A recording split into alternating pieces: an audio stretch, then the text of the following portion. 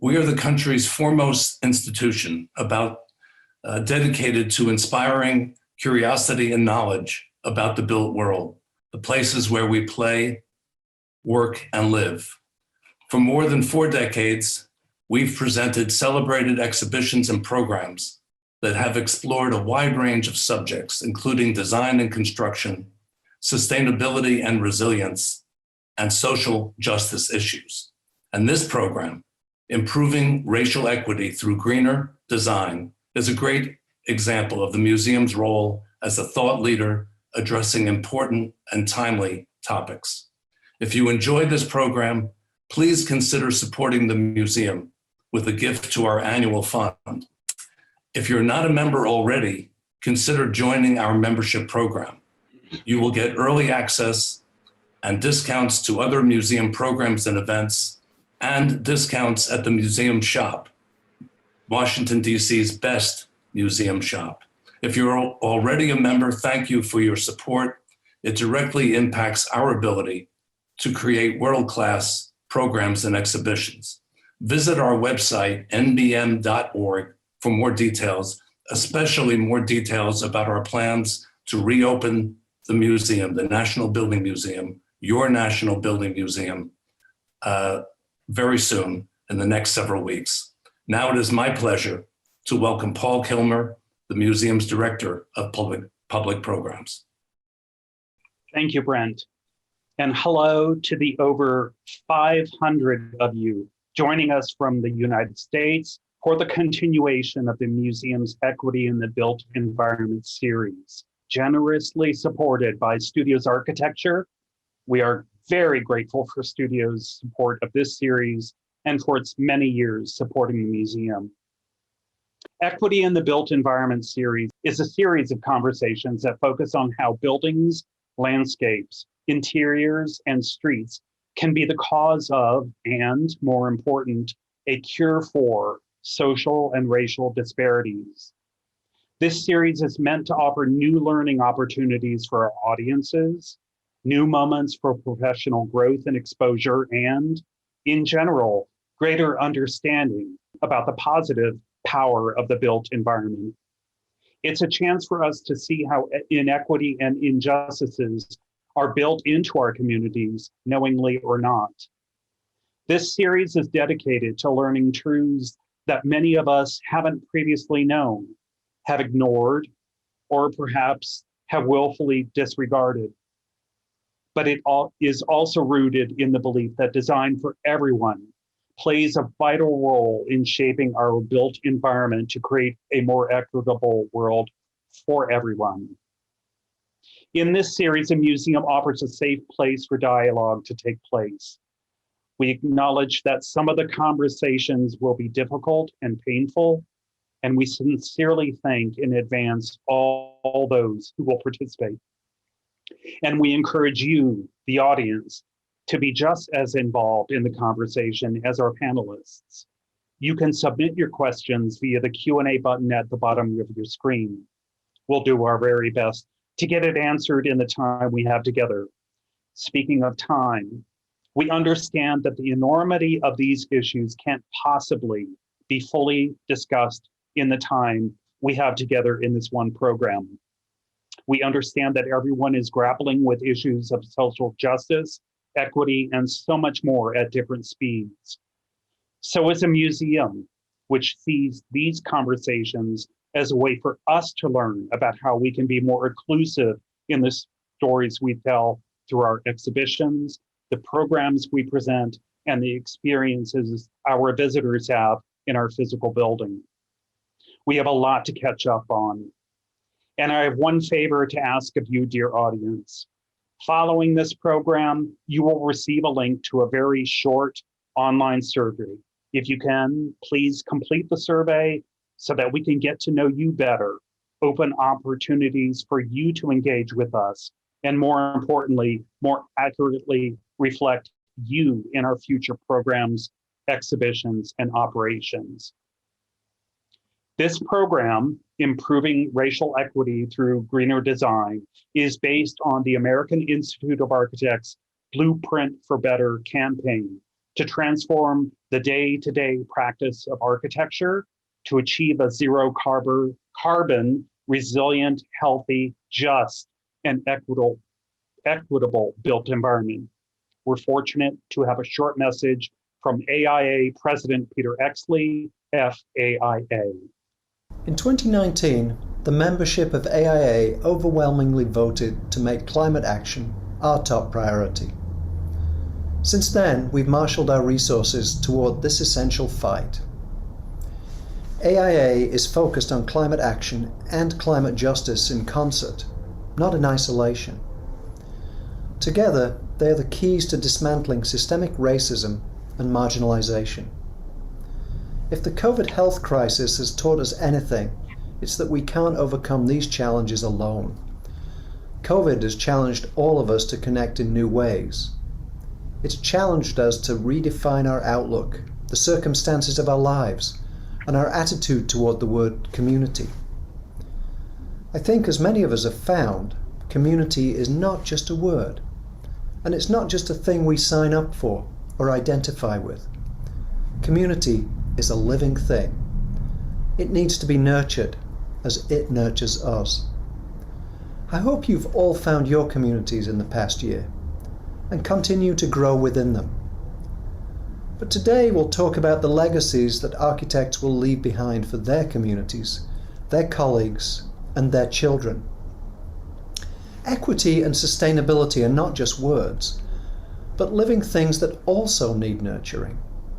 Equity and sustainability must be about more than just agreement on our parts. They must be about tireless coordination and unrelenting action.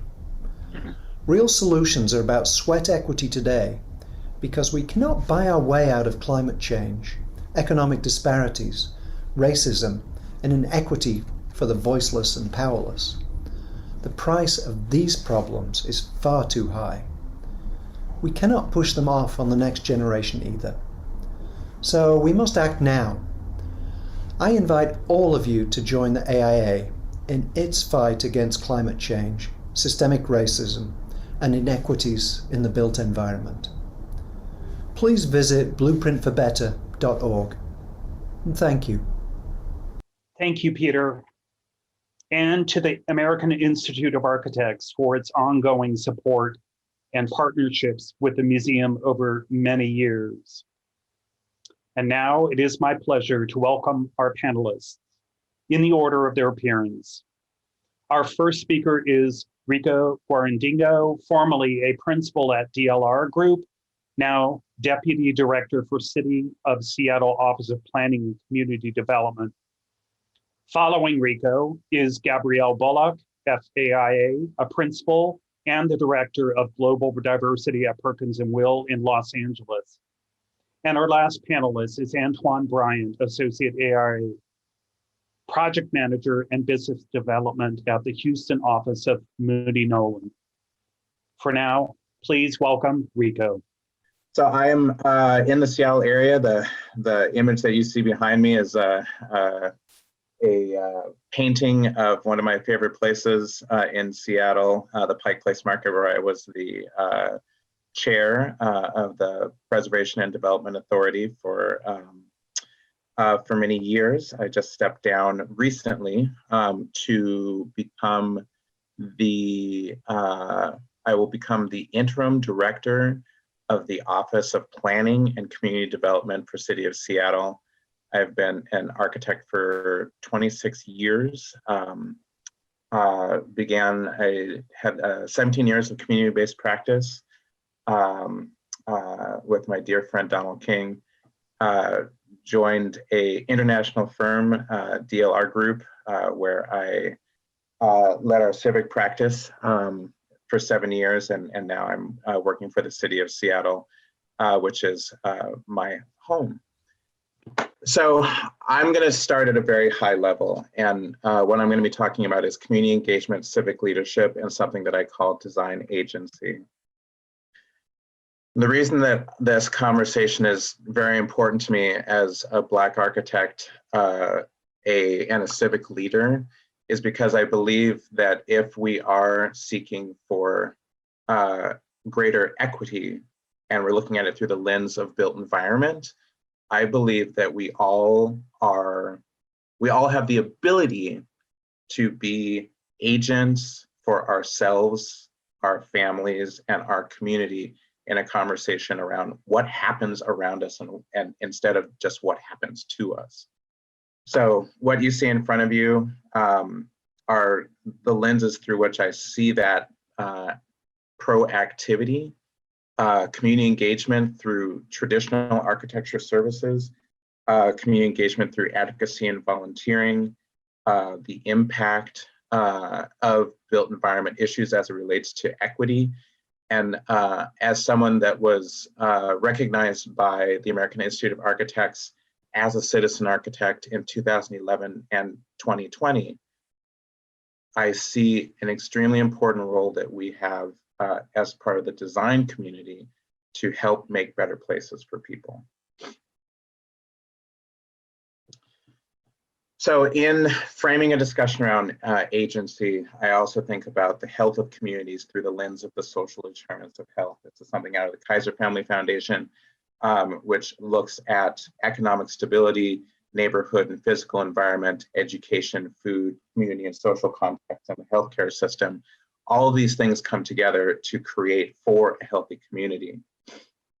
If you understand that, and we want to make an investment in ourselves and our people, then I see that if we do not address all 6 of these components of what makes for a healthy community together, we're missing the boat, we're not taking the ball downfield, we're not holding ourselves responsible for what our community actually needs. All those things together actually identify something that I call social sustainability, which hopefully is a term that's becoming more well understood in the community in general. I think that as we talk more today about equity and greener built environment, that term social sustainability will make more sense, but it relates directly to this idea of a model for a healthy community. So as a designer and now as a leader for City of Seattle, I see these 5 catalysts: community engagement, developer collaborations, pro bono work, urban and master planning, and civic leadership as any of a number of portals through which you can reach in and take charge, get involved, and make a difference. What I'm going to share with you a number of projects that I've had the good fortune of being able to be involved in different capacities for different projects. With each of them, I'm going to look at different scales. So I'm beginning with one here, which is the size of a city block, and I will be going all the way to the scale of a city. Looking at neighborhoods, multiple blocks, et cetera, et cetera. This project, which is called Midtown Square, it's one that was featured in the article that brought us together, that's in Blueprint for Better, is a project where we had a 1 block area of a traditional African-American community in the Central District in Greater Seattle, where a white developer coming into the community had already developed 2 other, essentially 2 other city blocks in very close proximity at the same intersection, and come to this 3rd block. What they were met with was community discontent because they felt that they were not being heard. What I was brought in for, and what my firm was brought in to do, DLR Group at the time, was to do outreach in the community. This was prior to COVID, where we had the opportunity to do online surveys, and this is the results of some of that online survey work that we completed. We did intercept surveys, we did stakeholder interviews, some one-on-one engagements, met people where they were at. I went to schools, I went to a couple of churches. We wanted to bring the project to the people and hear from the people. Okay, if this developer didn't get it right before, what did they not get right, and what can we do differently in this engagement? We did a couple of community open houses. This set of boards that you see were actually large 30 by 42 panels that we had in a large space that was on site, that was a former gathering space of the community. And these were a number of things that we talked about. The Central Square, which would be a part of the new project, how you came into the site through a number of open portals, keeping the corner sacred, which was a part of the intersection that was very important to the community, history of site, the community design process, and then expressing the rich African-American culture and history of place, understanding that if we were going to build something new there, that we really needed to ensure that the community saw themselves in the project. I'm sharing this blow up of one of those panels because I think that for designers that are very mired in our own language, it's super important to be able to communicate clearly. And in this one, what you see, and we did this with a number of boards, we had a very explicit discussion with the community to say, all right, we came out, we had a bunch of conversations. This is what we heard from you. Did we get it right? And then beyond that, what did we do with what we heard? And then finally, what could we not do and why? Also note that there's this ribbon along the bottom of the screen that you see there, which we had on all of these community engagement boards, which were examples of cultural context, community coming together, imagery, activities, placemaking, where we wanted to present all of these visual ideas to people that community members could connect with, but also images where people could say, yeah, that's interesting, but that doesn't reflect me, that doesn't reflect my family, that doesn't reflect my community. I think it needs to look like this instead. So providing people with a visual fabric that they could respond to. I just wanted to run through some slides of the Black artists that we were able to bring into this project that was a direct outcome of the community engagement process. What we were able to do was to actually incorporate 8 African-American artists that transformed not only the face of the buildings on this site, but also the entire experience throughout the site. Due to the limit of time, I won't talk about the artists individually. What you can see in the images is the locations, some of them being the faces of the buildings themselves, in some cases backdrop for performance art and entertainment, in some cases artwork that happened very at a tactile level at the street. Some of it art that pulled you from the street into the heart of the site. What the outcome was taking a project that was very much oppositional to the community and transforming it to one that not only engaged community, but embodied community. This project now is one that will host small African-American businesses, throughout a central courtyard and at the street.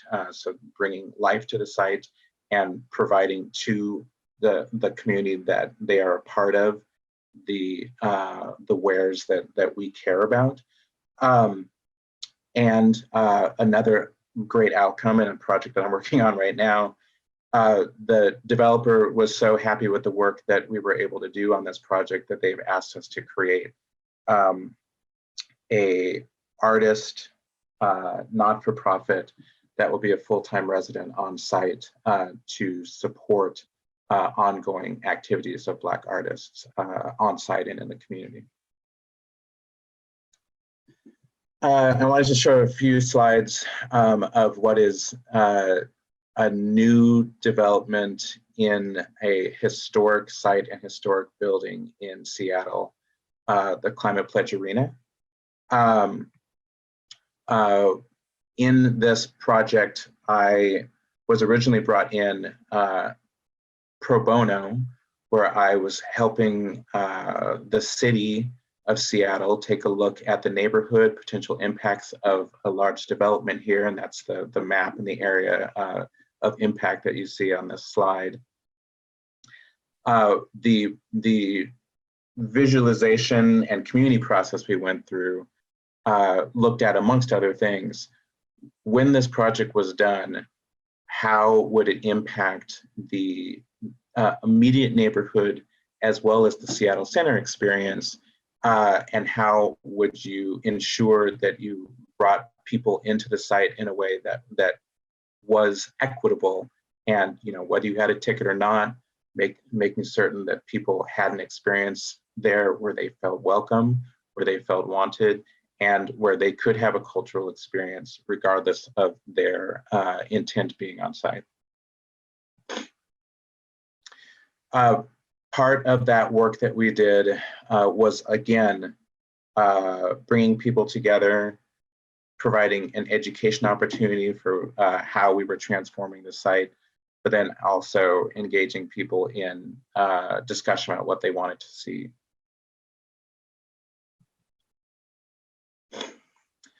Moving from, we've talked about the scale of an individual city block. We've talked about the scale of a portion of a campus at Seattle Center.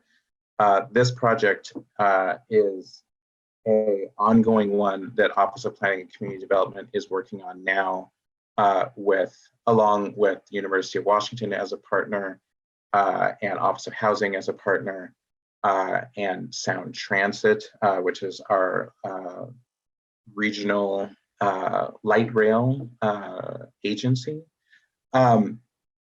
Understanding that creating a equitable transit-oriented development, and particularly one, this is again in African-American community south of Seattle, understanding that it takes a village to create a village.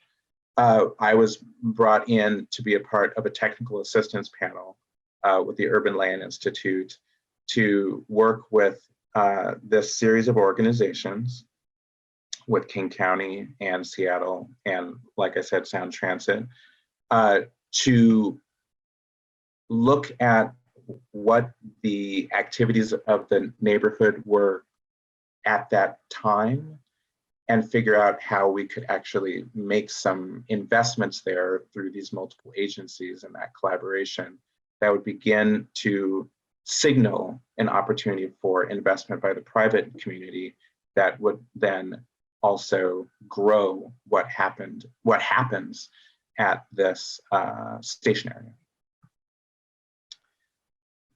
We did what designers do, a bunch of sketches, identification of issues, how do we renet the neighborhood together, how do we inspire placemaking, and how can we create an integrated transit experience. From that, we began to take a look at some very specific moves for how we could create for a transformative experience. And we are taking those big ideas now in working with multiple agencies and a Catalyst development immediately adjacent to the existing light rail station to grow this part of the neighborhood. This slide is from something that we call One Center City, and an effort that began looking at how could we look at multiple transportation experiences in the city of Seattle, in the core, and make them more accessible, more flexible, more equitable. That evolved into something called Imagine Greater Downtown, which is a series of strategies that at OPCD we have identified to be guideposts for us as we look at future development of the city.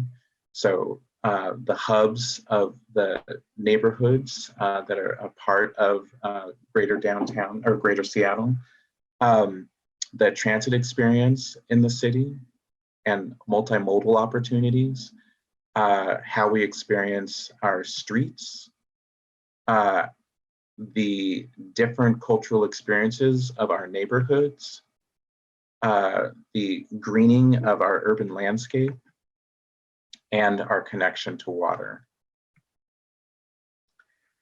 Speaking of a connection to water, many of you are probably aware that we are in a major effort right now transforming our waterfront, as has been the case with many cities across the nation. We are a part of Puget Sound, and specifically Elliott Bay. What you see on the right there is our old Seattle waterfront, which we were disconnected from by a transit corridor, an elevated highway, concrete highway. That has now been removed. These were all of the ways that we traveled along the waterfront that were important for us to keep in mind as we re-envisioned a different future. This is a slightly older image now of a portion of the waterfront that we are redeveloping as we speak. What's in the background, Pike Place Market front, is the $74 million project that I was able to help lead that will ultimately bridge over to a new Seattle Aquarium Ocean Pavilion, which then ties down to a new waterfront experience. And these are just some of the visualizations of what that will look like. And finally, a visualization for what the new waterfront will look like once it is complete. As part of that, visualizing the future, another engagement brought together a series of stakeholders and developers to talk about public-private partnership, look at where Seattle sits regionally, how that drills down to what happens at the city level along the waterfront, and most importantly, how any development that happens here, public-private partnership related, really needed to keep in mind all of these stakeholders, the people. These are all images of individuals along the waterfront that we took one day of just walking along the waterfront and talking to people.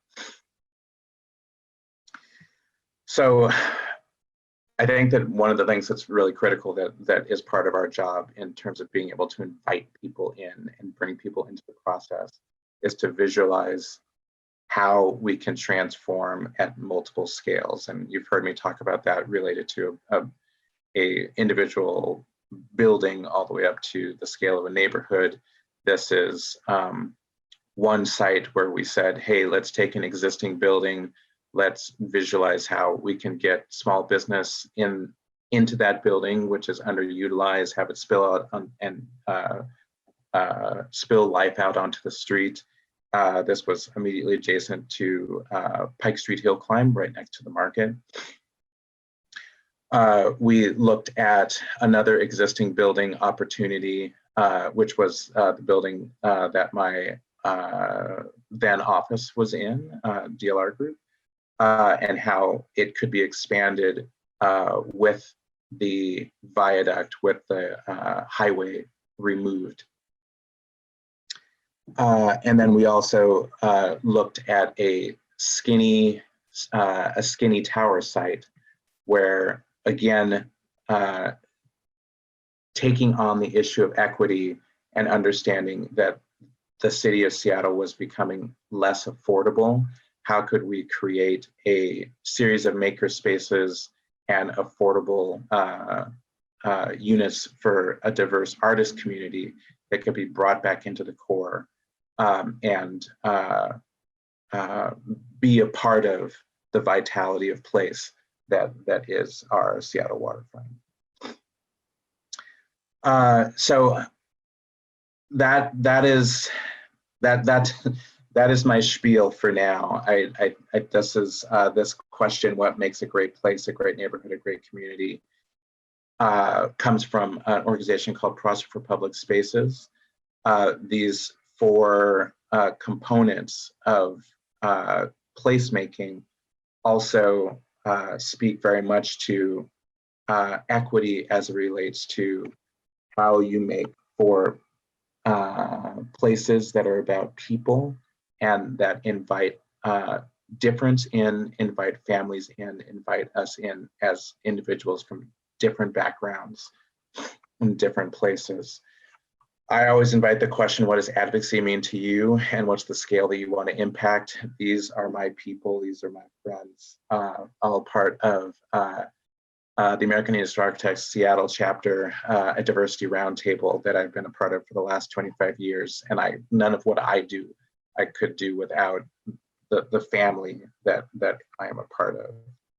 So that is, thank you for allowing me to share, and I look forward to the question and answer. Hi, everybody. So you'll see some connections between what I'm going to talk about and what Rico talked about. So I'm Gabrielle Bullock. I'm Principal and Director of Global Diversity for Perkins&Will. I've been splitting my time as an architect and leading the diversity role for the last 7 years since 2013. When I decided that we should all put a stake in the ground and really promote and advocate for change is not something that we aspire to do, but something that we must do collectively. And it's never been more true than today. So I'm going to show a little bit about why we started this focus 7 years ago and how it's moved forward. When we started, and then I'll share with you a very exciting story that I think is the epitome of equity and community in design. When we started our focus on diversity, inclusion, and engagement 7 years ago, you feel like you have to sell it, right? So what's the imperative? And it has to be a business imperative and the demographic and certainly the human. Today, I think the only imperative that matters the most is the human imperative. And if the last year hasn't shown that to us crystal clear, right? I think that we are in crisis in our communities, environmentally, health-wise, and economically. The four pillars that Perkins&Will has focused on since initiating this was to build a culture of diversity, equity, and inclusion within the firm. To establish it as a core value, not unlike sustainability, resiliency, design excellence, et cetera, and to help build the pipeline. I'm one of 502 Black female licensed architects in this country. I have a personal commitment to changing that number, and then lead our industry to be more diverse, actually more diverse, inclusive, and focused on equity and justice. And I don't think we can talk about the work we do with communities without talking about our own internal cultures, because it's our cultures that will perpetuate the actions of our people within our firms and organizations who are designing for communities. So since last year, we've looked at what we were doing and what we were talking about, what we were committed to, and we realized that we really need to step it up and lead with justice and lead with equity, because leading with diversity and inclusion meant that we were only taking care of part of the problem and basically checking a box. So if we're keen on challenging the status quo, which is what I think justice and equity is, in practice and culture, to tear down those barriers and to build a more just and equitable society. So that's how our focus and mission has transformed since then. And so equity in community, equity in design. If not now, when? The pandemic, if we look at the pandemic as a disruptor, and the communities that were hardest hit, the Black, Hispanic, Native American, it's been 2 to 4 times higher than that of white. The low income communities, and if we think about the public health and urban planning impact that could help prevent it, the next pandemic, you know, why are people having to take buses or trains to get a vaccine, or to here in Los Angeles to even get not even the test, the vaccine. So I think we have a real case for looking at how we design for communities, the green space, walkability, and access to public transportation and affordable housing.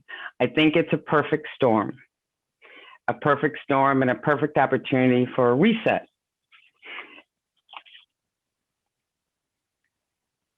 Many of these concepts that I'm showing you, we use to educate our own staff. You know, everybody wants to do the right thing, but not everybody is familiar with what the barriers are. Not many, not many, many may not have understood what structural racism and institutional racism was and how it impacts the work that we do.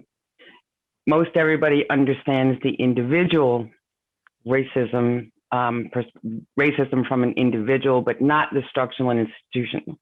So we're focused on exploring those ideas. This is very similar to what Rico said, you know, the social, I call it the social web of oppression. All of these social systems impact equity, opportunities, and outcomes. And so we can't, as architects and stewards of the built environment, just focus on one and expect the outcome to be any better than it has been. So how do we transform? Again, more education for our staff. You know, we have plenty of I'm sure everybody's had the difficult conversations over the last 12 months, reading lots of books. I think this, as an example, is one way to allow everybody to self-educate and understand what the barriers, systemic barriers, have been to create communities that have been disinvested or has experienced cultural erasure because of, you know, poor development, gentrification, and displacement of people. And gentrification is, well, I'll talk about that with Destination Crenshaw. So, you know, I call this the Jedi pedal focus. And it's really to really commit to who are we partnering with, who are our clients, who are we hiring? Are we hiring a culturally diverse group of people? Are we building the pipeline to be more diverse and inclusive moving forward? And we are keen on taking action. We're not just about lip service. And this is hard to do, but it's not impossible. I think when it comes, you know, many of these strategies, we have a very robust strategy around how do we measure our progress that I won't go through, but I want to focus on the social justice and equity, the cultural competency, and the taking action. Understanding, again, how justice and equity in our work, in our communities, and how cultural competency is a key part of that. You know, if we expect our all staff to represent the communities we're working in, we're not going to have enough people.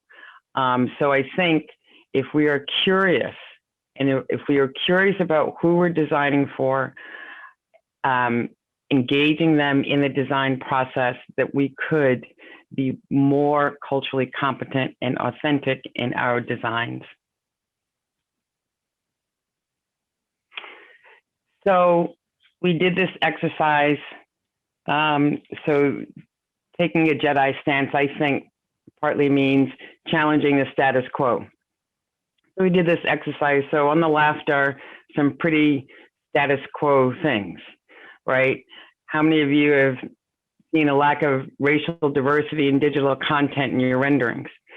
The Eurocentric design aesthetic and process that's both taught in school and practice in practice.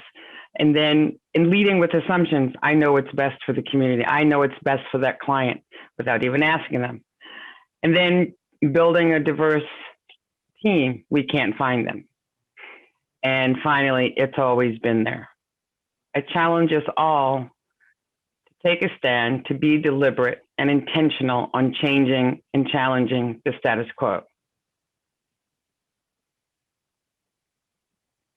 And so I ask you all, take a picture of this and come up with some other ideas of what else do we typically do that is not going to help us advance to a more equitable and just profession. And then the concept of cultural competency in a little bit more detail. If we are at the very bottom of that, where people actively belittle other cultures, I don't really believe that that is rampant in our profession and what we do. But I do think that we're probably at the cultural blindness, where people treat all cultures as if they were the same. I know exactly what you need, so I'm gonna do it this way. Whereas I think if we strive for being culturally competent, we unconsciously hold culture in the highest esteem and use it to guide our lives and our work.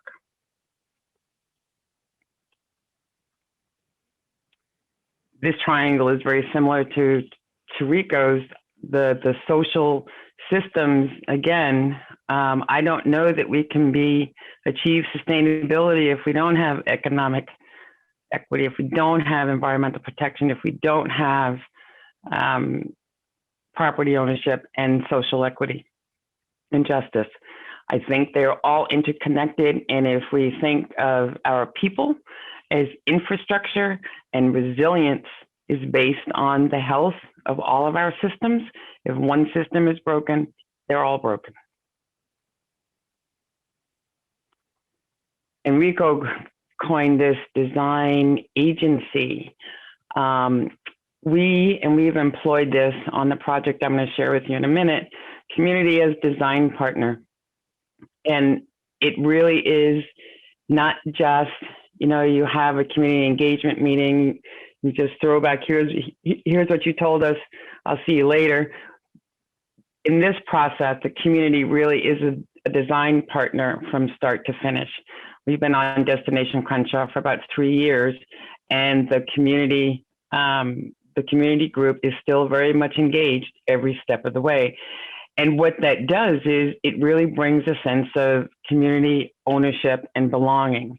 They're engaged. There's a sense of safety and wellness and trust, which all, I think, lead to success in the end. Now I'm going to share with you Destination Crenshaw. Destination Crenshaw is in Los Angeles, South LA, in the Crenshaw district. This project is a 1.3 mile art and cultural experience, outdoor art and cultural experience. It was started because the community had the idea, because the train from the airport down at the bottom was going to be, the train from the airport was going to extend to Leimert Park up here through the major commercial quarter of the largest Black community. And actually, this neighborhood is the largest Black community west of the Mississippi. most other extensions of the train through a commercial zone has either been below grade or elevated. This one was at grade. So the community, despite trying to get the authority to change to below or elevated, they decided to make lemonade out of lemons. The vision for this project, and it says linear museum, we don't really use that term anymore, but it really is to celebrate the culture, both past and future, the cultural contributions, both past and future, of this community. It's a vibrant community. It's been disinvested in, and so we're going to celebrate its heritage. We're going to leverage the existing assets. It must be a catalyst for growth and create a unique experience. We are not making the place. The place already exists. We are trying to keep the place and enhance the place. And after talking to the community in many, many sessions and getting their ideas about what this community means to them, their history, what they want for the future, and we look at the history of it, the history of the migration of the Black community from the South to the West, and it occurred to us that we came up with the giant star grass as a metaphor. It grows much like a rhizome. It's a very horizontal root system with stems leading out. It is hardy. You can't kill it. In the States, it's called Bermuda grass. And so for us, it was reminiscent of the resiliency and the strength of this community, and it grow where planted. A neighborhood could transform itself if people wanted to stay. It was the investment of time, money, and love that would make the difference. That is what we have tried to do. So this is a graphic of the 1.3 mile down Crenshaw Boulevard, and we superimposed a root system on the street system and used modes of interpreting the experience, the art and cultural experience along the boulevard at 4 major intersections with 4 major themes: improvisation, and this happens to be the intersection where Nipsey Hussle's store marathon is, so music, improvisation.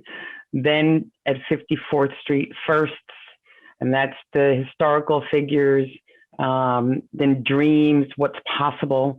And then finally, at the north, adjacent to Lamert Park, the area known as Togetherness, where it will be the largest park, which I'll show you in a minute. So all of these themes tie to the stories that the community told us. The artwork, the landscape, the architecture, the exhibit design, all the stories to be told will align with these themes in the parks at these intersections. In order to tie the entire corridor together, we're calling it the connective tissue. And the star grass, as you see on the left, is designed into the pavement. So the rhizome, and the rhizome branches only go in one direction. You'll never see it go down. It only goes in one direction. And so that will be one of the connecting tissue elements all the way down the boulevard. We also have shade structures that will be placed strategically, and the exhibit panels that you'll see more of. But the idea is that if parts of the project are built at different times, that this connective tissue, it has to look whole day one, right? The worst thing is to have this jack-o'-lantern effect where you have a part here and then nothing here. And so we were very, very deliberate in making sure that this was a complete experience, even if it had to be phased. And so here are some of the parks. So the artists that will be selected are all from either connected to Los Angeles, they are Black, and many of them have a global name. All of the stories will be unapologetically Black and tell the Black story. There's roughly about 10 pocket parks that have different themes. One is pocket of play, one is for gathering, celebration. There's one near the high school. There's also 50 plus murals that can be rotated out. So this art program will continue on indefinitely. You know, the major permanent pieces will be there, but there's always an opportunity to change out the banners, change the murals to support a growing number of artists in Los Angeles.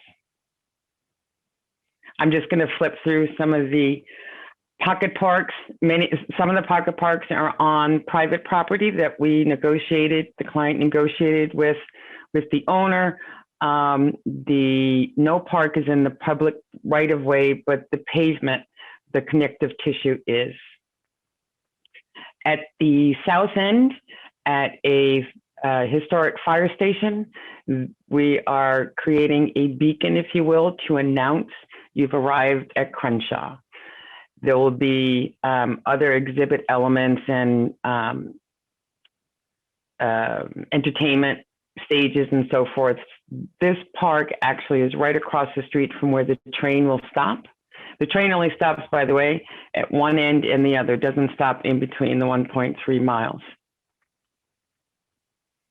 Another park, every wall is an artist opportunity. We're working with the client to develop donor opportunity plaques. I'll just flip through. There's a high school, there's a blank wall. We'll engage the children of the high school to design a mural. Another park across the street. This park is across the street from a famous wall. I'll show you in a minute. And it's to create a viewing platform to the wall across the street. And this is the wall. This wall was created in the 70s and created and maintained by local artists ever since. When the space shuttle came to Los Angeles, it came down Crenshaw Boulevard, right past this wall. And they cut down every single tree to get the shuttle to this science center, not too far away from here. As part of this project, the trees will be replaced. The corridor ends at Sankofa Park. Sankofa is a kind of bird, and it can turn its beak, his head, all the way around. And some say that's to go back and get what it lost or was taken from him or it.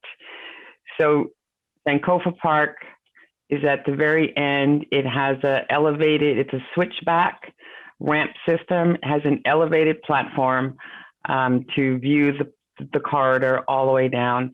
This park we envision to be a major gathering place for public events, for celebrations, protests. And this is our team. This is the client team, part of the client team and our team. And I must say, after almost 40 years of practice, I've never had a client that looked like me until now. Soft groundbreaking was in January. So I'm going to end with, in my mind, the importance of developing a JEDI, justice, equity, diversity, inclusion, leadership, and culture if we are to create a new baseline for equity in the work that we do. And that this effort is really for the work in our communities, in our profession, in order for it to sustain prioritizing issues of equity within the sustainable design effort. And with that, I ask you to amplify your voice and act. I think now there is a resident, Mrs. Hawkins of Leimert Park, which is right near Destination Crenshaw, and I think there's a video of her comment. Black culture is definitely alive here. Black culture is alive in this area. Black culture is alive in Leimert Park. Artisans, doctors, lawyers, white collar workers, blue collar workers, scientists, law enforcement, it doesn't matter. They're all calling this historical area home, and how beautiful it is to celebrate this area through the arts. Gentrification is happening in just about every urban area across the country, including here in Leimert Park. But one of the things that you're not going to see or you're not going to hear about is people who come into this area who look different than us being greeted with racial slurs spray painted on their door, or angry mob telling them to go back to where they've come from. Or we as a people, we just continue in our self-discovery, we continue in our exploration of our beauty, of our history, of our culture, and we continue in our celebration of who we are as a people. And that could be through drumming and our music, our food, gardening, exploring science. The problem is when that celebration becomes offensive to those who move into the area because it's not celebrating them. Perhaps because they're not being celebrated. Destination Crenshaw values the beauty of this Black space right here. Rather than come in and tear down and build up a community that does not look like the culture that's represented here, they chose to, Destination Crenshaw embraces the value of who we are. I live here. This is where I take my walks. This is where I drive my car. And it feels good to be walking and driving and look up and see a mural, or to hear music, or just to be in a space that celebrates me. And I love how Destination Crenshaw continues in that celebration by honoring our ancestors, Black businesses, entrepreneurs, activism, artists, and creating a space where history, legacy, and nature all coexist. That's home. That's home. Wow, thank you. Next up is Antoine Bryant from Moody Nolan. You're on. All right. Thanks, Gabrielle. I appreciate it. You guys put a really high bar for me. So I'm, trying to do my best to kind of pitch in here. Great presentation, Gabrielle. I greatly appreciate it. I'm going to share my screen, and we'll go from there. I'll start with a little bit about myself, and then we'll continue to talk about this project that we did in Houston. First of all, for those that don't know, I grew up in Brooklyn. New York, and I grew up in what I like to call old Brooklyn, so to speak. Not the very cute, sanitized Brooklyn everybody is familiar with right now. And in the projects, look just like this, right? This shot right here in the middle is a Google snapshot from about a year ago. And my home is on the right-hand side, lived on the 6th floor with, no central air, all those things that everybody is familiar with the projects. And I remember being young, 7, 8, 9 years old, asking my dad, how do we change this? How do we change where we live? I want to do something different. And my dad said, you want to be an architect, or you want to do some planning work. You want to get involved and make it a difference. And I was like, okay. And I ran with that. But what I always found fascinating, even when I got into high school and went to college to study planning and architecture, you looked at the neighborhoods that we grew in, they always had these fascinating names like Hope Gardens and Resurrection Area. The projects I grew up in Brooklyn was called Unity Plaza. It literally was called that. And none of that was reflected in my community. I didn't see hope. I didn't see unity.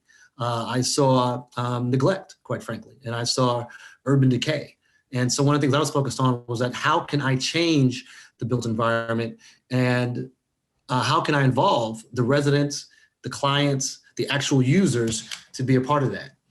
So I went to, a great design school, I went to great planning schools for education. But one of the things that stuck with me, this was a quote that Kurt Moody actually shared with us, but I'd also heard from my parents, where it says, "This is your world. You can shape it or someone else will." And for too long, too many of our neighborhoods, predominantly of people of color, have been shaped by others. And I said we need to take a much more impactful and intentional way to be a part of that process. And so fast forward a few more years, in 2017, I had the opportunity to join Moody Nolan, been with us now nearly 4 years. And one of the core tenets of it is we're diverse by design.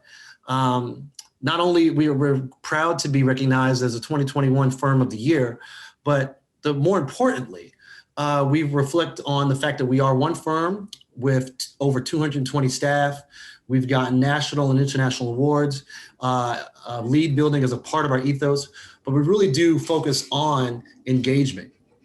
Engagement is a really core part of what we do. And it's really something that, quite frankly, sometimes adds to the design time, but we've been able to engage and make sure that our clients understand that. And this slide right here reflects, this is our staff. We call it the tapestry, right? Because it reflects who we are as a firm. We're the largest African-American owned firm in the country, and we don't shy from that. We're really excited about that, and something that we do focus on and we honor. Kurt Moody started the firm in 1982, and just last year, his son, Jonathan Moody, became our president and our CEO. And so we're really excited for the firm foundation set by Kurt. He's still actively involved, but this second generation of leadership respects our firm culture and assures the maintenance of all of it, that it's important to our firm, while incorporating new and impactful ideas. So we're really excited to keep moving forward with that energy. One of the things Kurt teaches us, do what you can when you can, with what you've got while you've got it. And so you got to, use what you have to move forward. And much of that is exhibited by the people we serve. We did a lot of libraries. We stepped back and we realized we've done now over 75 of them over the last several years. Many of them all across the country, public, educational, even some theological ones. And it's something that's moved forward and become a core part now of our design process. More than 25 cities across the nation. This is the leadership firm that put together that library that we're going to show. National firm, local presence. Jonathan Moody and Karen Foster were the principal designers. My very good friend, Wardell Ross, director of our Houston office, is the PM for this particular job. Then we had two outstanding registered architects of the 502, right? Melville McLemore was the PA, and Maria Gonzalez was the PM and the PA on the job. And then I was leading on community engagement and some of the planning efforts as a part of it. Now, what was fascinating about this job is that it's very, very seldom, and all the architects in the room here can appreciate this, it's very seldom that you have the opportunity to actively work on a project that's a stone's throw from where you live. It was fascinating that when I first was approached for the opportunity to join the firm, I actually saw the site development at Texas Southern University, because it's about a half mile from my house. I pass the campus 2 or 3 times a day taking my kids to school. So I'm very conversant with the community because it's literally where I live. And so to be a part of a project and your first project with a firm that's directly in your neighborhood was outstanding opportunity, but also has some of the amusing parts of it as well. So one of the things we talked about, you guys are all familiar with Wordles, when we engaged the community and engaged the clients, we wanted to say what were the things that were most important, right? And we helped, when we used those ideas, those things help create what we call the guiding principles for the project, right? The community said they wanted this particular library to be a focal point and a beacon for the surrounding community. Let me create some context. The library is at Texas Southern University. Texas Southern University is a historically Black college university. It's the largest HBCU in the state of Texas, and it's the 3rd largest in the country. Roughly about 9,500 undergraduate students, but another 3,500 or so grad students in a law school, a business school, and a pharmacy school. So it's literally one of the larger HBCUs, and it's literally directly in Third Ward, Houston, which has been a historically Black neighborhood since the foundation of this city. When you walk past the campus, it is ensconced in the middle of a community. On its north edge, there's a housing authority community, literally the Houston Housing Authority. On its eastern edge, right across the street, is actually University of Houston. And then on the south and western edge, you literally are surrounded by residents of Third Ward. And so the premise was that this particular location, this library was going to be a highlight for the community that they wanted everyone to feel comfortable using. One of the things that they wanted to also highlight was that this was going to promote active learning, a place where students and residents can be cultivated lifelong learners, scholars, and contributors. It was a key point to make this opportunity not just a library for the school, but a library for the residents. As I said before, one of the things I remember growing up in Brooklyn was there wasn't a library in my neighborhood. There wasn't one even close. But my parents were very, very focused on reading. And my dad and my mom took me, starting at 3 years old, to a library once a week, every week. And they did it literally up until I graduated high school. One of the things, we made a partnership that this particular library on this campus was going to be open to the community, right? So it's something where not only it's a closed off, just a college library, but there's opportunity for residents throughout Third Ward to patronize, all right? We have some night shots. We also wanted it to be welcome. So you could be, well, where everyone that visits could feel welcome, could feel accommodated, and could feel nurtured. Those are key points that we wanted to focus, as well as the fact that this was going to be a hub. This was going to be an active location for people to read, to lead, and to innovate and make changes for the better. So how do we build consensus? You know, how do we get everyone around these ideas, right? That's something that every architect has to deal with. And when we looked at this, especially with a lot of higher education projects, you know, you have your client. Your client is usually your, you know, facilities director, board of trustees, those kinds. But one of the things we stepped back and said, look, our users are ultimately more important than the quote unquote client. You know, the students, the staff, those residents of the neighborhood that we talked about, those are the ones that we have to build consensus about what this looks like. And we wanted to make sure that we were intentional about that process. How do you do that? All the planners and all the students in the room, you know, we did the old fashioned sticky dot exercise about what kind of ideas do you like, what kind of finishes, what kind of forms, where do you go? And we got a ton of responses. There's some stories that go with that, but the quick story is how much engagement we actually had. We had, you know, community meetings where there were 100 and 150 people talking about this library. Half of them didn't go to TSU, but they lived in the community and they had a vested interest in seeing what it looked like. This is a mural board. We use the exact same thing. This has become incredibly popular now during the pandemic, but this was a tool that we used even before the pandemic. So we were able to get these virtual responses and virtual engagement from people that could not make a 6 o'clock evening meeting because they were feeding their kids or they had some PTA meeting. So we wanted to make sure that we had as many engagement tools available and use them to the utmost. So a couple of challenges, you know, we like, okay, where's the building gonna be? You know, if it's gonna be a beacon and it's gonna be this highlight, you know, how do we make sure we're able to do that, but still address some of the locations challenges that are there? One challenge, we had parking issue. You know, the school, the law school right next to us said, you can't touch our parking. You bet not touch our parking. So we had to figure out a way to go around that. It's one of the most treed campuses in the country. And so there's a lot of natural fauna and flora that we had to maintain and we could not touch.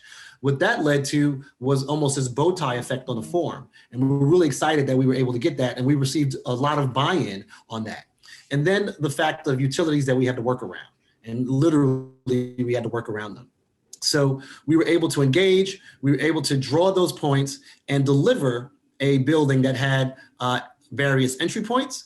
We were able to get the parking where the residents could get in, but also we were able to highlight the seating elements on the exterior and the interior of the building.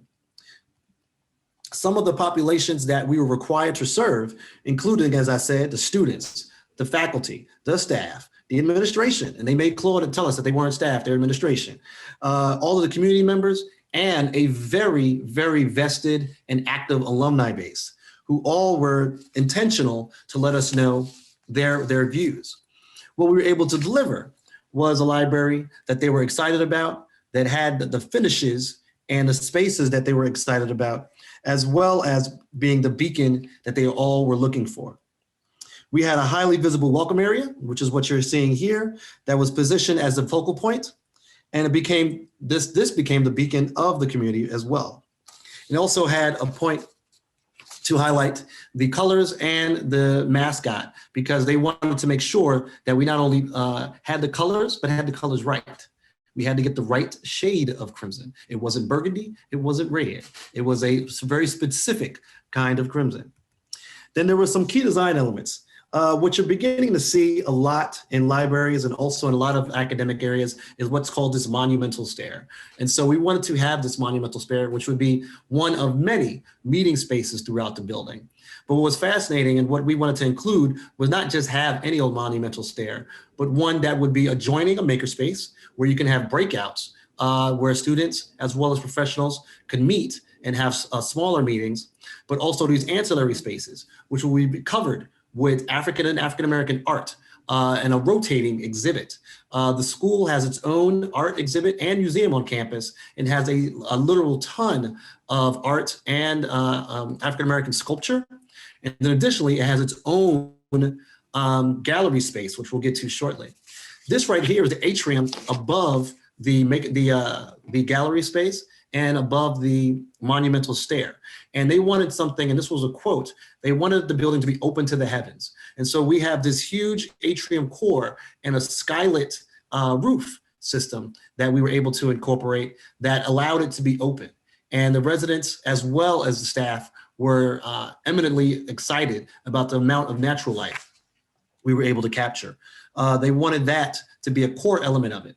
When we were also able to sell them, and I heard Gabrielle talk about how you have to sell certain things to your clients, we really focused on not only maximizing our natural light, but also having what we called electrochromic glazing. So essentially, all of the exterior glazing on the building can be programmed. It's sort of like basically like transition lenses. We can program the opacity of the glazing to be light or dark, depending upon the time of the day. What that allowed was we were able to save on heating and cooling cost and be able to really protect the interior and for the books as well.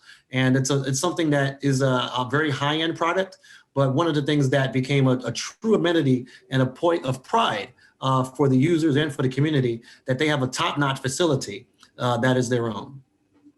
They wanted to make sure that we honored history. No matter where we went, we have these banners, part of our environmental graphics team, that would honor many of the alumni as well as the accomplishments of the residents of Houston, as well as the alum of Texas Southern University. And then on the second and third floor, we have our gallery, a rotating gallery of African art. This is a space with flexible seating and flexible arrangement spaces. So they can have, this can be a large meeting space as well as a museum space. It is something that has been greatly appreciated and welcomed by the community indeed. In the back, you see our special collections room, which has been well received, which also houses a special exhibit for Barbara Jordan, who was a noted alum and also the name of one of the professional schools here. So when we go through this, one of the things that has been incredibly important was that the students, as well as the staff that you see, played a part in this entire process. They wanted to ensure that this design was reflective of their mores and reflective of equity in this environment, but even more importantly, one that would show and highlight diversity by design. And then lastly, one of the things I wanted to bring up, our focus on DEI as the largest African-American owned firm in the country, as well as one that has a very diverse staff. One of the things we felt that we needed to do was not only reflect that in the work that we do, but also within our body. And so we developed a series that we've been having every 2 weeks since last summer called Walking the Talk. And as a part of that series, we've been actively engaging our staff on a biweekly basis to share not only their experiences, but also allow us to learn from one another and grow from one another. And we've had some real hard conversations. One of the things that we said we wanted to honor was that this was going to be a safe space, a place for people to learn and not to be judged. And so we wanted to make sure that we could address some of the hard issues and then have an opportunity to grow from that. And so some of the examples that we have used are systemic racism, racial covenants, gentrification, police and policing. We've talked about all these kind of big issues to talk about what they are, why they are, and then how do they manifest themselves in a built environment. The premise being that if we as designers, if we as planners have the opportunity to really discuss these and understand our own biases within, then we can reflect that and be better designers, not only for the communities that we serve, but also for the places that we live. So ultimately, it was much bigger than just architecture, but also how do we become better citizens? How do we become better people in places that we live? And so once we understand that, once we're able to grow, once we're able to share and learn from one another, we realize that we can then be better. We understand that we can then grow better. We continue to be diverse by design, and we will always be advocates for equity in the built environment. With that, I'll say thank you and be available for questions. Thank you so very much for tonight's presentation. I think you've already answered this question, but I just want to mimic, perhaps if I could, the growth that the museum is going through on addressing these issues. What are your experiences in this realm of sort of like evolving the discussion about equity? And I'm so very fortunate, and I hope she's here tonight. And my colleague Aurelia is our new diversity officer at the museum for the first time ever. And her mother, Ms. Hawkins, provided that wonderful clip, Gabrielle, to sort of like give us a sense of the people on the ground who are experiencing the things that you all are doing on a corporate and fundamental level. So I don't know who wants to jump in first, perhaps Gabrielle, since I'm not even sure what the question is. Well, my question is, like how has your firm and in reflection of the museum been dealing with the issues of equity and social justice and responding in practice? Well, fortunately for us, it was already a conversation we were having, at least the diversity and inclusion piece, for quite a number of years. Then when issues of justice and equity were in everybody's face, right? Because we had created a culture, a safe space to talk about these things. I didn't say it was comfortable, it was very uncomfortable, but we didn't have to figure out how to talk about it. We knew we had to talk about it. So we found ways to have those discussions first. And then we realized, like we did with diversity training initially, that we had to have some educational programs around what equity is. What is social justice? What is racism, and is it really a thing?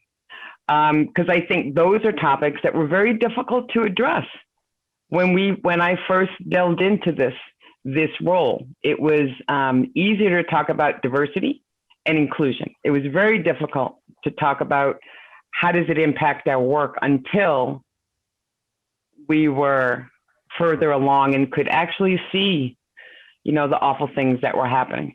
Yeah. I hope that answers your question. I do want to refer folks to the white paper that I wrote with my colleague Bill Schmaltz for the AIA. You can get it, How to Build a Culture of Diversity, Justice, Equity, and Inclusion in Your Firm. That was published a month or so ago. We will absolutely provide that to our followers. Rico, going from a firm and then to a city's government. Please share, that transition. Like, did you carry it, the diversity issues from your practice with DLR to this city of Seattle, or did you find a welcome place there? I didn't mean to say that the city of Seattle is not a welcoming place to all of my relatives who live there. Understood. Short answer. So in my previous firm, DLR Group, we had started a national effort, which included a panel of folks we had 25 offices across the nation and the globe. So representative of all of these different locations and places to have discussions of equity and race and identity, and to try to create safe spaces in order to do that, both virtually and physically.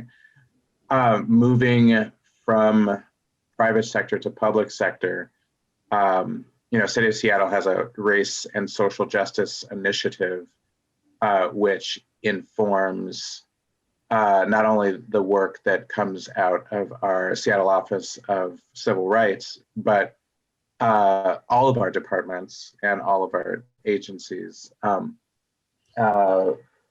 We have something that's called a change team internal to our office, which from that change team, which is looking at how do we look at ourselves, understand what the culture of our organization is, and how do we identify what changes are needed to better serve our own staff, let alone the communities that we are trying to serve. From that, we created a POC caucus and a white caucus, which were intended to be safe spaces for us to talk about difference and to talk about the challenges of having equitable conversations and equitable space in the workplace. We also have, for the Office of Planning and Community Development, a Leading with Equity team, which informs the work of all 5 of our divisions for the office. So all the way from we have an equitable development initiative where we have contracts. We have 26 contracts, live contracts currently with agencies, not-for-profits, grassroots organizations doing great work in the community, where we are meeting people where they are at to help be a part of an answer and putting money where our mouth is. All the way up to like long-range planning, where looking at the history of redlining, which has been so damaging to African-American families across the nation. The long-range planning efforts that we look at now, how do we begin to reverse that damage and reinvest? So I would say that it's a multifaceted effort and a long and difficult process that we are embarking on. And that includes, the city of Seattle investing $100 million into our diverse communities to identify where is that money needed, what's the process by which the community tells us where we need to make those investments, and how do we ensure that those investments, as they are made, are reflective of the community need. That's not easy. It will take time and a fair amount of efforting, and it is hard. Discerning and being present and showing up is hard work. I completely get that. It's the museum is going through that hard work. It's not apples to apples. However, it's something that the museum is truly and honestly working through right now. Antoine, I would love to know, I know you're already doing this, but the fact that you get to share this and tell the story of what Moody Nolan is doing, and I would love to know more. I know we're past our time together, but I'm gonna be here, as long as you are willing to be here. Oh, I'm good. So I'll answer the question. You just keeping me from giving kids baths, so I got plenty of time. So I'm not rushing at all. It's We will capture this. We will capture this on the outtakes. Absolutely, you should. No, there's a couple things there. One of the things that we wanted to do, and we realized at Moody Nolan, is that we are an incredibly diverse office. But even that, and I think Gabrielle spoke to it very eloquently, is that at some point you have to look back even at your team to realize, okay, do we all have the same basis of understanding of what we're even trying to do? And that's why our kind of talking series was called Walking the Talk. If we're actually going to embody this, let's have some of these conversations within. And like you heard from both Rico and Gabrielle, they're not always easy, right? Some of them are challenging, quite frankly. But what we're finding every 2 weeks, every 2.5 weeks, people are saying, I learned something from that conversation. I have a newfound appreciation. I saw in the Q&A, someone was asking, okay, I'm not an architecture student. I'm not an architect. What is structural racism, right? And so very common question. People are like, what is that? That's big. I don't believe it. Or maybe I just don't know what that means. So, I try to think of, it's a big concept, but there's some very literal manifestations of it. I have a planning background. And so we studied Robert Moses. Robert Moses is arguably one of the most famous or infamous, depending on who you talk to, planners in the United States. Oh. And notably, just did not like Black people. Let's just call it what it is, right? And so when he was one of the principal provocateurs of planning in New York City, and Jones Beach is one of the only, quite frankly, nice beaches in New York, and Gabrielle know what I'm talking about. Yep. When they designed bridges, he made sure the overpasses were too low. Yeah. Buses couldn't get in, because the premise was that most African Americans and most Latinos who didn't have cars at the time would be traveling by bus, and therefore they could not go to Jones Beach. Right. So that is literally a physical manifestation of you're preventing people from going to one place of an area to another because you have the power to do so. Right. I could talk about Cobo in Detroit, who was one of the principal designers there. He's named after the convention center. Everybody knows the Cobo Convention Center. Well, he's the one to put a big wall down the middle of Detroit that still exists, that was served to divide up an entire city. Right. And so, those are physical manifestations of it. And then there are also some structural and social ones as well. I talk about some of the physical ones because we as, designers, as planners and architects have a direct impact on how we can affect the built environment. And so, we have to be cognizant of the history that defines where we are, and then ensure that we do everything we can to not let it happen again. And so, those kinds of things, those are kinds of conversations we're having so people can understand it and then hopefully act as an impetus for better decisions moving forward. If my three panelists will be willing to stay on for a few minutes more, could we address some of the questions we got? Absolutely. Oh, awesome. For the Seattle and Crenshaw projects, where does the funding come from? Also, do you know how and if longtime residents were or are protected from being priced out of their homes by rising property value taxes? Is that built into your sustainability project? I'll go first on Destination Crenshaw.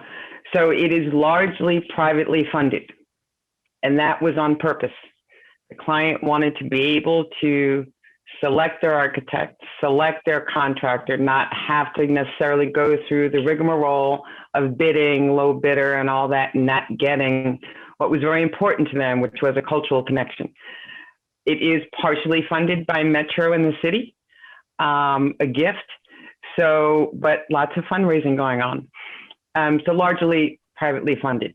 As far as warding against gentrification, we're doing our best. And when I say we, it's really the community, the local businesses, the local banks doing outreach and canvassing and education on how to stay in your home and don't believe the hype. You know, don't let grandma, you don't want grandma's house, but don't sell it. Please don't sell it. So please don't sell it. So I will say that this community, you know, it's not just parks and art, right? It's really, especially this last year, the council member and his team are really invested in helping this community survive and thrive. And so building up this project is just one of many ways to keep the community together. Yeah. So there is no magic bullet to avoid gentrification. You can only, at least I haven't found one, but if it's designed by the community, and if there's education along the way and there's buy-in and pride, you got a better chance. Wow. Oh, and there was no developer involved, by the way. Somebody asked that question. Okay, Seattle. So one of the other questions is work. I don't remember exactly how it's phrased, but what work have I done with developers and how can we see those kinds of projects forward? The conversation around gentrification and displacement is one that, I mean, we could spend 3 hours talking about just that. I would say, to be clear, that a lot of the work that our Office of Planning and Community Development is doing for City of Seattle is around identifying tools and strategies to disrupt displacement and to assist Black families, Black organizations, businesses to stay in our neighborhoods and grow in our neighborhoods. And the reason I referred back to redlining and planning is that it does start with the land use planning and policies that we put in place, and then it extends to how permits are provided, how projects are funded, what banks. Antoine, please, talk. Speak about the books. Speak them. Everybody talked about color of law. It's funny, the things that Richard Rothstein talked about in here, we studied in my planning program 20 years ago, right? And unfortunately, it's history that just isn't covered. I think someone in the Q&A asked about, what kind of things need to be in architecture programs. Well, I think a lot of those policies that are talked about that are historical should be in our design program. They shouldn't be anathema, right? They're kind of hidden away. And, I don't get no money from these people, just so y'all know, but this is called How to Kill a City. And it talks about, actually talks about Seattle in here, but it talks about gentrification address 4 cities, San Francisco, Detroit, Brooklyn, New Orleans, and Seattle, right? 5 cities.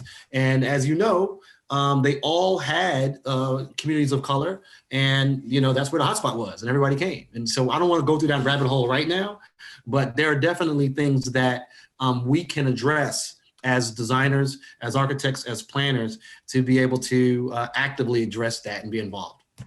Well, and I would say, just going to an issue of where does the money come from and ownership. So the Midtown project, which I spoke to earlier, that was a development by a private developer. However, in addition to that private development, part of the development of that site was also a development by Africatown Community Land Trust, which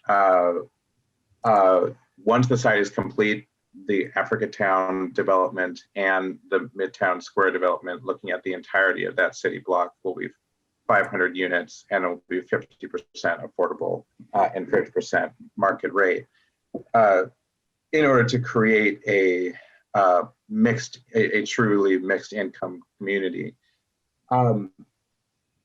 you know, the focus for that project, the focus on African-American small business and African-American artists was also a focus on providing a path for residents and families in the neighborhood to have a reason to stay in place and a way to stay in place. So about economy and placemaking and, you know, like, no, do not sell your home. And, you know, there are Black churches who have sold property, Black schools that have sold their properties. And you know, that is the problem of gentrification.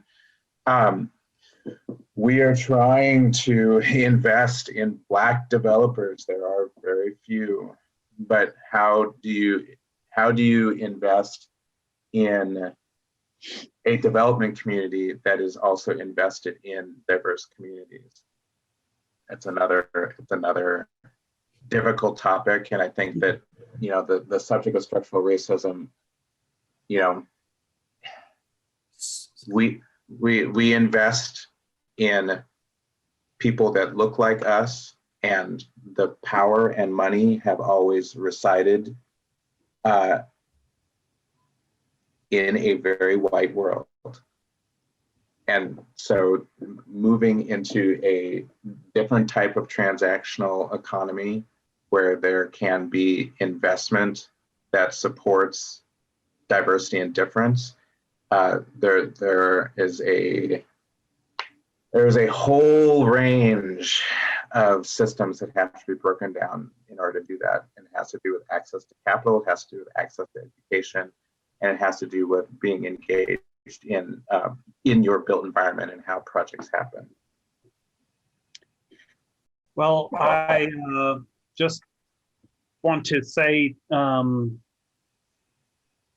I appreciate you all three for sharing your stories with us. Rico, you left us with a very, very important sort of call to action, I think.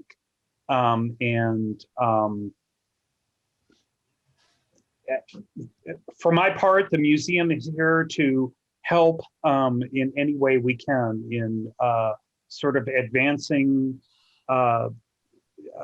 you know, your call to action, and also Gabrielle and Antoine's you know, calls to action. So I really appreciate you taking time. I know we've gone over our hour and a half limit here, and so grateful for you to have participated tonight.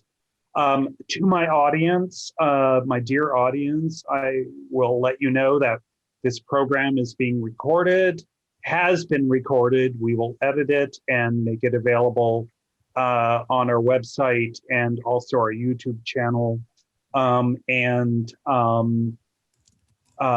thank you all for joining us this evening.